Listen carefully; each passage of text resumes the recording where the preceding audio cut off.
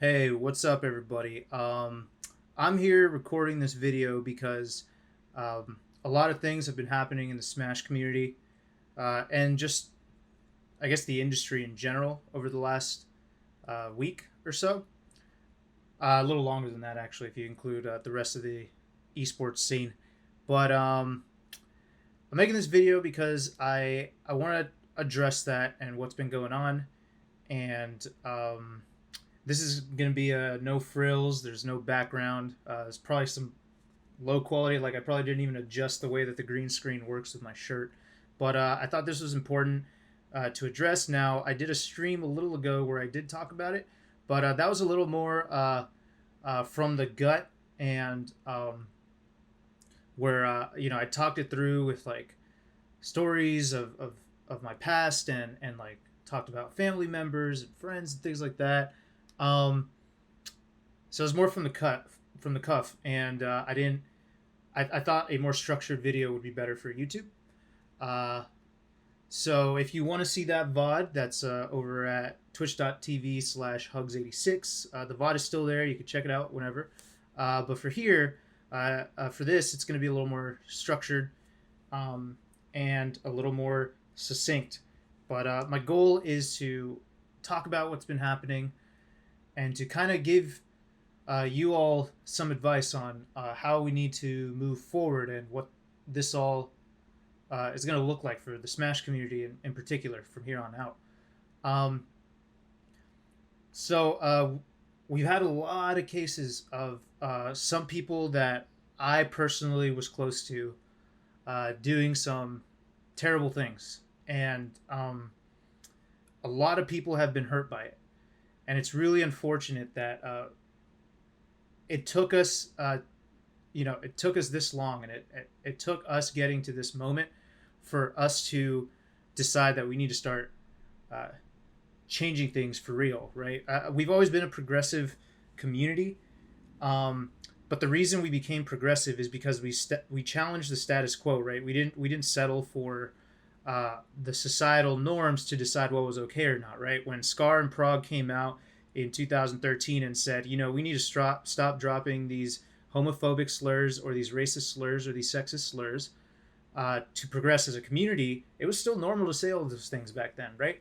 But they challenged that, and then things started changing. So likewise, there are a lot of things that we should have been challenging harder to prevent all these people from being hurt the way they have. And so honestly, I would say that we're a little too late, but it doesn't mean that we can't make things better from here on out. Um, so, um, to start off, I'm not going to talk about specific cases or specific people.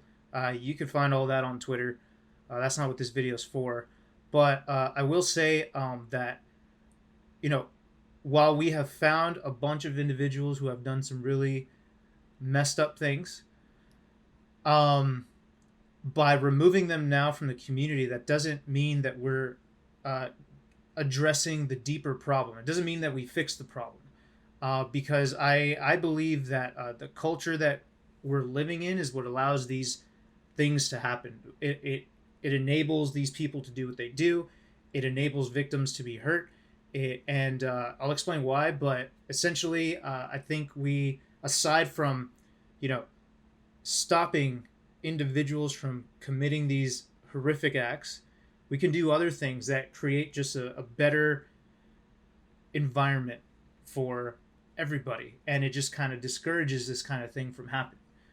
Um, and because it's a cultural issue, like you know, the a culture of sexual abuse that we allow to persist, none of us are innocent. We have all had some kind of part in contributing to this culture, and and so I've been thinking about ways in which we could change that. Right, some advice that I could give to everybody watching this, men and women, but to be honest, mostly men, on things we could do to start changing this culture and make a difference, right? To so that we don't have to wait till all these people are hurt before we do something.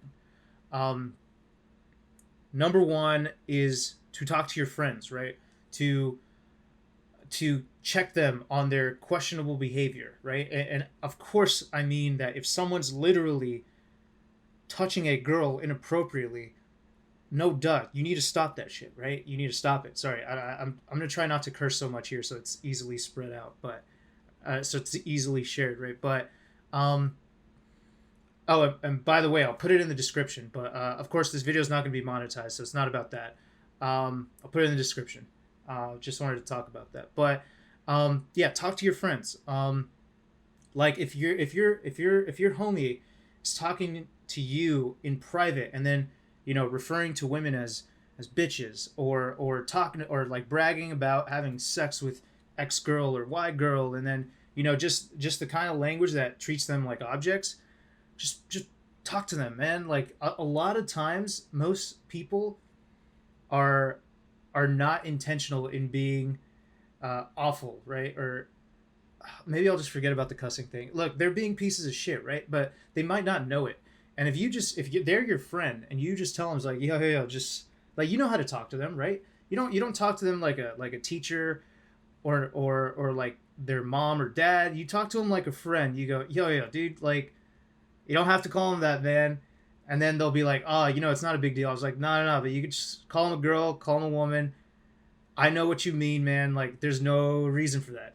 And then they'll be like, yeah, there probably isn't a reason for that, right? And then they'll stop. And you might not think it's a big deal, but when you allow your friend to just go out here and then call women bitches, right?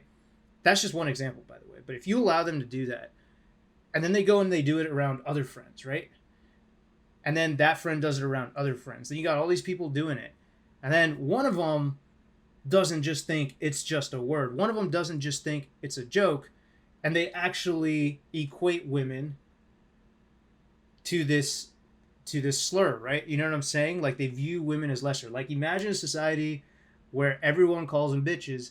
How is that not going to lower the value of women in the eyes of the people who keep on using that language? You know what I mean? So it's like you could just make a difference in just checking their behavior, right? Or if they're talking about, we read some stories about, how some women would be like with, I don't even feel comfortable saying it, but like what? Damn it! How do I even put this? When men say shit like, they're bragging about a lay, or they're talking about passing her around between friends, and just like that kind of gross shit. Like you could call them out for it, man. You need to be like, well, one, like just stop talking like that, man, and honestly, stop doing that. You know what I mean? Like you got to value these people as human beings, right? And I don't know. I don't know how to stress that more than what I'm saying, right? Like we just if you hear your friends talking like this, you could challenge them, and I guarantee you they will listen. They will listen because you're their friend, and as long as you approach it in like a friend to friend way, it'll at least be in their mind, and they might consider it for the future. They might not change right away, but they'll think about it, right? And then another really important one is hold on, I gotta put on my chapstick or my Vaseline. Look, it's a Mexican thing, right? I can't explain it. I don't know if it's just me. All right. Anyway, you gotta gain. We all as a society need to gain a deeper understanding of consent, right? Consent doesn't end at no means no, right? Like we've all been taught no means no, and for the most part, I think people get it. Not all people, but I think most people get it. But we need to think more critically beyond that, and it shouldn't end at just no means no, right? Because there are situations where a woman is unable to say no, right? Either because of what if it's their boss hitting on them, right? Or what if this person can affect their career, or because of the connections they have with their social status? Or what if this person is just physically imposing and he really seems like he's not going to take no for an answer, right? Or they're just scared and the word can't come out, right? So it doesn't just end at no means no. Don't do something just because you didn't hear a no, right? Consent is enthusiastic, right? You got to look out for signs of discomfort. You got to look out for signs of like body language, right? Like the way, or if they say something that doesn't sound right, where they're like, I don't know about that. That doesn't mean keep trying, right? Just look at the signs of discomfort, or like hesitation and things like that, and understand that that's a boundary that you need to respect, right? Don't just let it end at no means no. That's just the most basic thing. Also, look out for whether they're extremely drunk or not, right? Really drunk people cannot consent. So I don't care if a really drunk girl that's out of her mind, wasted, is flirting with you, touching you. That is not consent for you to do anything with her at that point, because you know damn well that being that drunk is not a way to give consent. Okay. Um. Uh. Another thing I wanted to talk about is boundaries. Boundaries. I think people have trouble understanding boundaries. Um. How do I put this? As soon as you hit the first boundary, that needs to be the end, right? You do not hit a boundary and then decide to keep pushing to see if you could get past it, right? You don't push through the stop sign. You just stop, right? You just stop.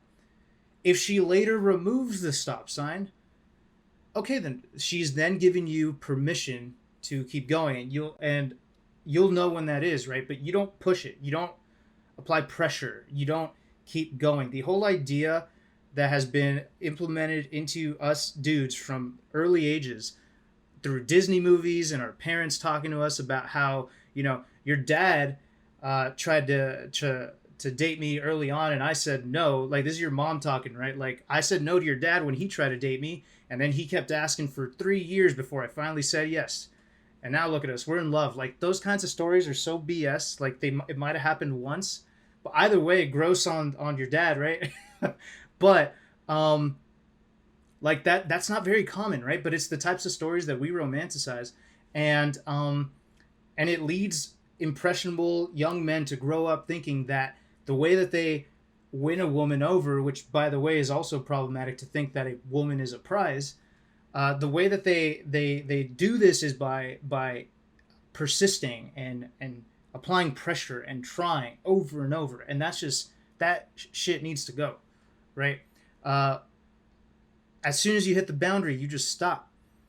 You take it all the way back, and then you're just a friend. And even then, if they're not comfortable with the way that you are a friend, then you also need to back that up, right? I've seen a lot of people thinking that they're being friendly when they're really not. And if a girl's telling you that you're being weird, even if you're not, if you don't think you're hitting on her, then back it all the way the fuck up before that, right? Just take it all the way back. Don't apply pressure. Understand boundaries. And then here's my thing, right? When a person, so let's say you're at a club, right? And you go up to talk to a girl, and you say, "Hey, like, would you like a drink?" I don't know. I don't approach women like that. But if you do it like that, right? And she goes, "No, thanks, I'm good." Well, then that's it. That's the boundary, right? You're stopped. You're like, "Oh, no worries. Have a nice night." You move on. That's it, right?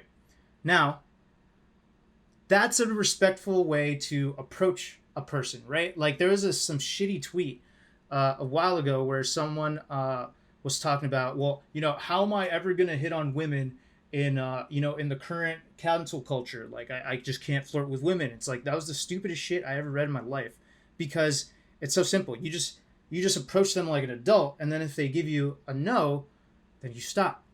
That's it. If your way of approaching women is something that worries you in some made up cancel culture idea that you have in your head, then maybe there's a problem in the way that you approach women, right? Because if you just talk to them like normal, and maybe you don't even hit on them at first, you're just near them and you're like, "Hey, nice night," right? And like, "Who are your friends here?" And then they talk, and then you're just having a good time. Well, then you're having a conversation and you're doing it, right? But if the way that you approach a woman is to walk by her and then like grab her waist and pull her in close and then just be like, "Hey, are you alone here tonight?" Like, that kind of gross shit, like, that's your problem, right? That's not cancel culture. That's just you being a fucking creep and not knowing how to actually start approaching people, right? And I'm not saying that person who wrote that tweet does it that way, but I'm thinking there's something wrong with the way he has approached women in his life if he thinks that there's no way to actually approach people now. But um, one thing I wanted to say is don't just think in terms of stopping at a boundary, right? Think about the boundary that you're trying to hit, right? Like if you walk up to a person and then you say, "Hey, can I buy you a drink?" Or like, "Hey, how's it going?" Like whatever, right? And then she's like, "Oh, I don't want to talk." All right, that's a boundary that's okay to hit, and then you're like, "Okay, I'm out," right? But there are people who walk up to women and then they hug them from behind around their waist, right? Or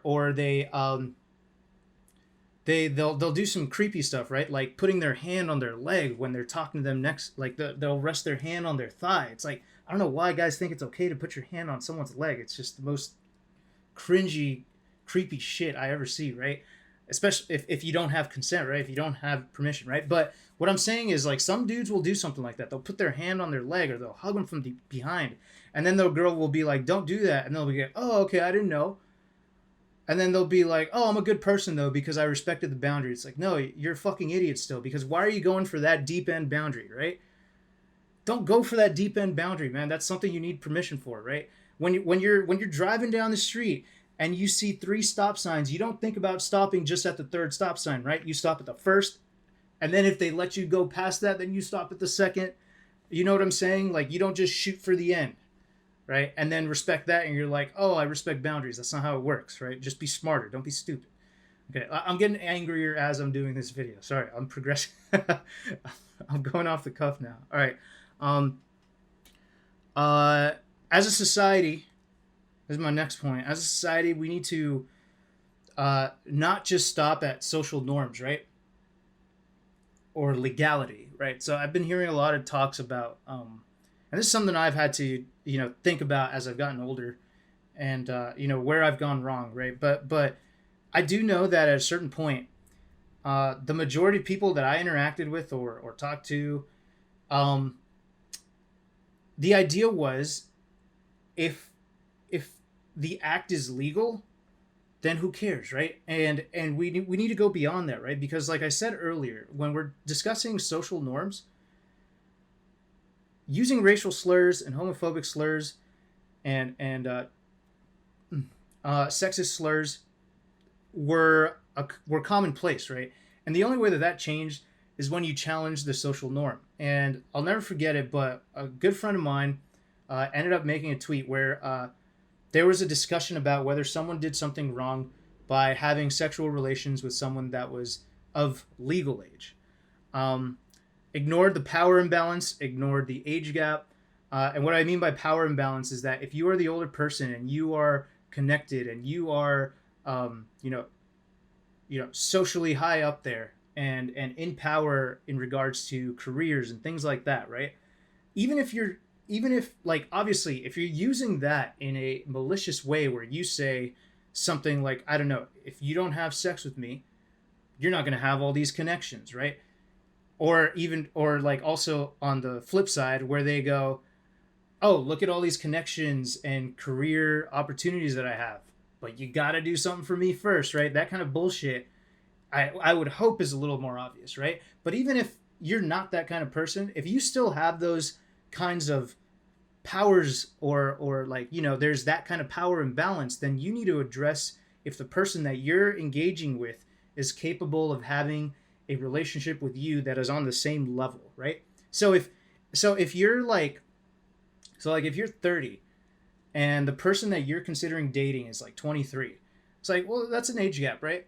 But that 23-year-old is like going on to be a doctor, right? Or like, maybe let's say the person is a doctor. I don't actually know how long it takes to be a doctor, but let's say that person is a doctor.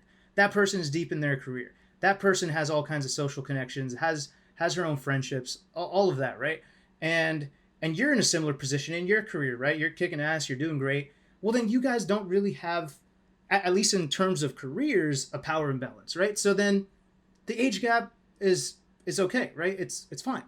But if you're dealing with like a 20-year-old, like like not in school, doesn't know what they're doing with their career, or like, and then looks to you as like that kind of inspiration or like an out, right? Or like sees your influence and power and is enamored with it, and doesn't really, like, you could tell if they see you as a, if they're seeing you as just a person with your flaws, or if they're seeing you as some kind of like grand, amazing person, then you need to understand that there may be a power imbalance. And it's something I've thought about and something I used to not think about at all, in that relationship, where maybe you need to think that, just because they're legal, it's not okay, right? And this is what happens when you have, there was a case. I said I wouldn't get too much into cases, but there was a case where a person of influence had sexual relations with someone who just turned 18 that day, right? And you got to think, was it technically legal?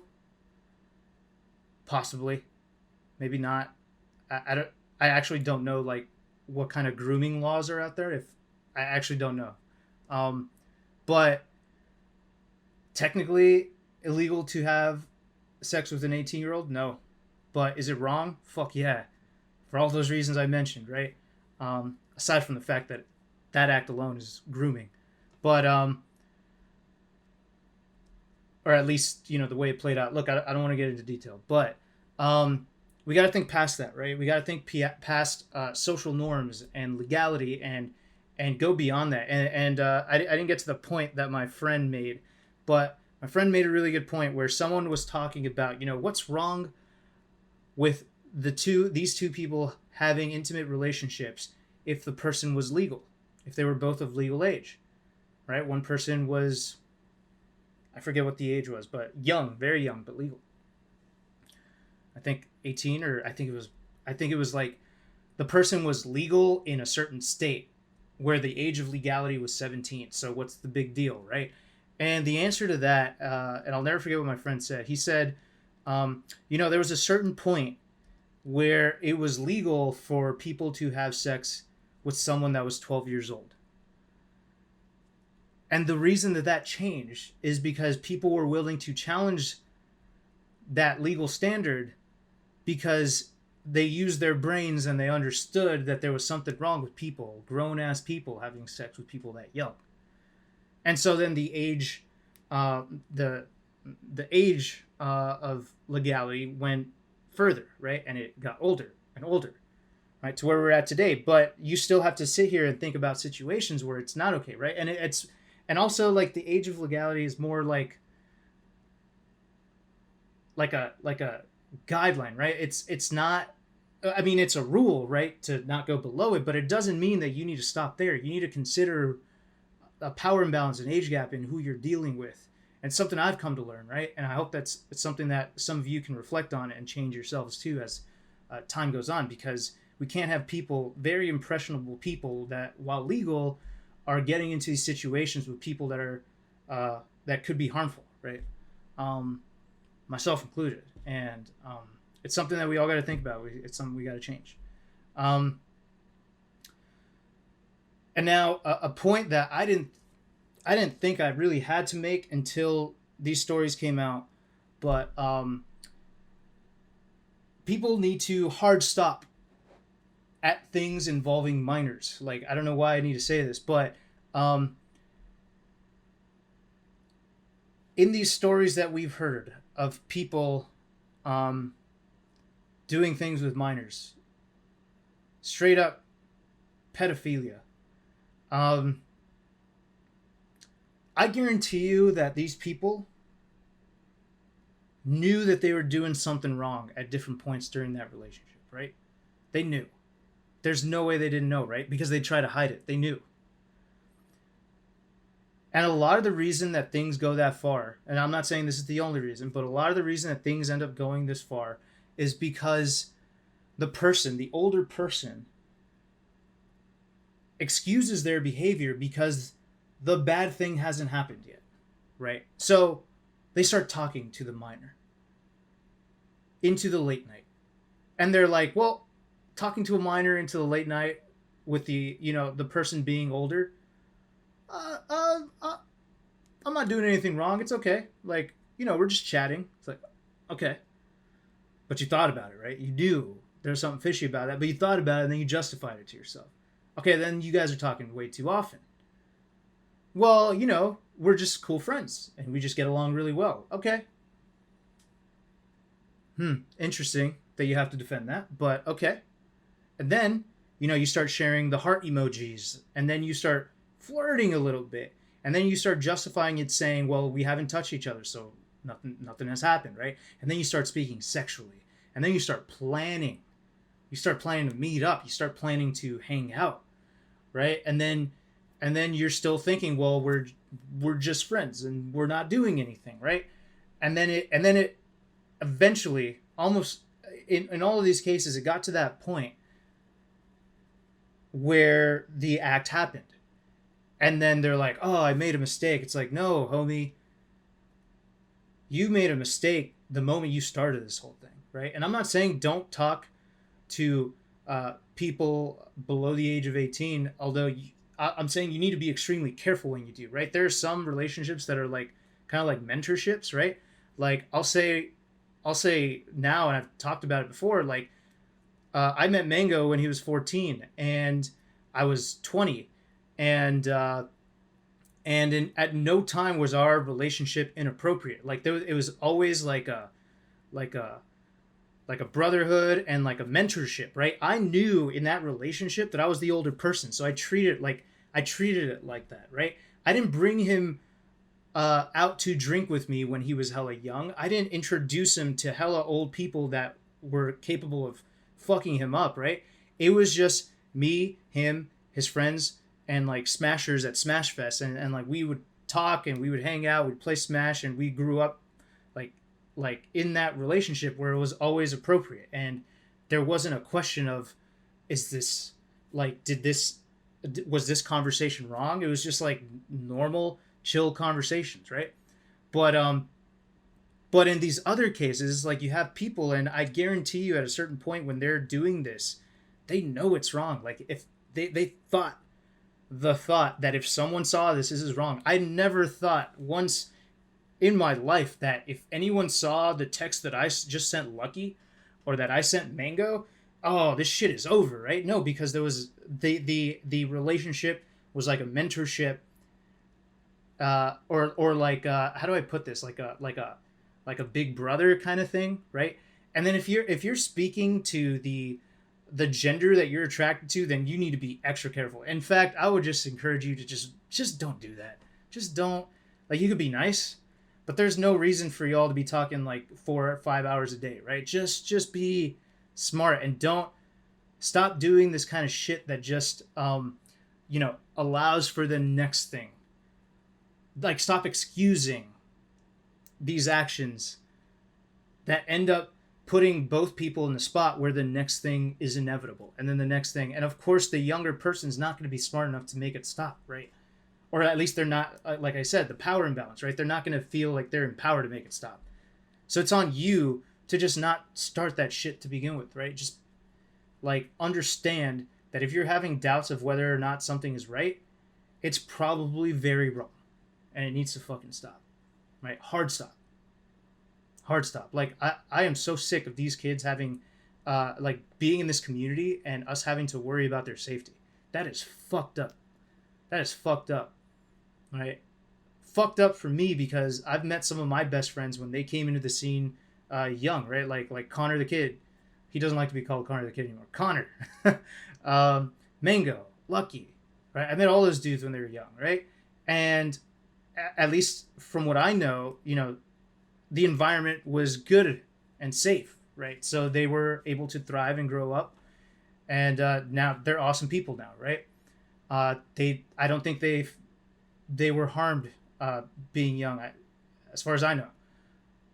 And I want that experience for every smasher that comes into the scene. And what that's going to take is, having that conversation to start telling people to hard stop early. It's not just about whether or not you do the sexual thing. It doesn't start there. It starts way earlier with those inappropriate conversations in ways that you all know what would make them inappropriate or not. Yeah. That's been the grossest part about this whole thing, in my opinion. is what has been happening to the minors. So that shit is fucked and unforgivable, completely unforgivable, and something that just hopefully with my words, I could help change that for some people. But I definitely need to sit through and think about different ways in which to approach that heinous act. Like approach. Sorry, I don't have words right now. How to stop that heinous act from happening. Um, yeah, kind of a long video, guys, but I just wanted to get all that out there, and I do think that this was good. I when I did my Twitch stream, I was a lot more emotional. It was a lot more fresh, and I was in a lot more pain. Now I'm in a lot less pain. I have processed a lot of things. I've thought back. I've reflected on my own problematic behavior in the past. I've thought about how I've been complicit in letting other people do things or not speaking out when I've seen or known about awful acts. I've reflected on how I've been or said shitty things to people that hurt them. Um, and I've thought to how to help my friends become better. The friends, like, I got a list in my head of people that I would consider problematic. So I've reached out to them in different ways and different opportunities where I've had to say, hey, yo, this thing that you said, you can't be saying that, man. This is why, right? Or like, yo, I do think you're a good person, but you know that the way that you approach women is problematic, so you need to tone that shit down, right? Just talk. I've been talking to them, right? I've also struggled with feelings of sadness and loss with some people that were really, really close friends that I'm no longer going to be able to call friends anymore because of the things they did. And that shit hurt a lot. But at this point, I'm feeling better because I've put that energy into, helping some victims come out about their own stories, approaching, like I said, friends that are problematic and helping them think critically about being a better person, right? And then, that's where I put my energy, and it's made me feel better. So this video could come out a little less emotional, but hopefully it's still just as impactful and helpful. As for the scene overall, I think we'll all be better for this. Getting rid of problematic people is a start, but also the mentality that all these incidences are going to lead to, I think will be the type of mentality that changes our culture, that makes things safer for attendees and kids and adults alike and women, and like everything that's going on is just going to change us for the better, in my opinion. Threats are going to be taken more seriously, right? Like parties, I'm sure if so I'm not on the whole train about cancel all parties, but because I don't think that's the root of the problem, right? But I do believe that parties need to be made safer, and I'm positive that if a tournament's going to have an after party in the future, they're going to have to invest into additional security, right? Or to have staff literally checking on people that are looking like they're getting too drunk, or checking on people like dudes hitting on women and making sure that the woman is okay, or even vice versa if the woman is doing it to the man, right? So alcohol regulation, right? Like just checking to see who's getting way too drunk, who can't really handle it, who's stumbling on the dance floor, right? Having people at different places in the tournament or the after party that are available for people to report to, right? If you are getting harassed by a dude at a party and you know that there's a person right there that you could tell, yo, this guy right here, he's been a problem, that would just go leagues beyond what we've had, where there's just a neutral person. So like if someone goes to a tournament and their friends didn't go to the after party, but she did, and then she's experiencing this kind of situation, there might be people to go to, right? I think that would help as well. So I think we'll be looking into that. I think we'll be looking into structures that are going to make things better, and we'll just have a culture that's better fit to remove predators before they actually can start harming other people. So I would say keep your hopes up. Don't think that this is actually gonna end the scene. I think our scene is gonna be way better. Like, I'm actually really excited about Smash and our scene and what's gonna happen. We just have to take the steps to make things better, and I know that we will. Like, you've seen Smash and what it does to stick around despite everything we've ever gone through, and I think this is just going to be another step, that another hurdle that we're gonna get past and become better for it. So yeah, I'm really proud of all of you that have been helpful. Proud of you.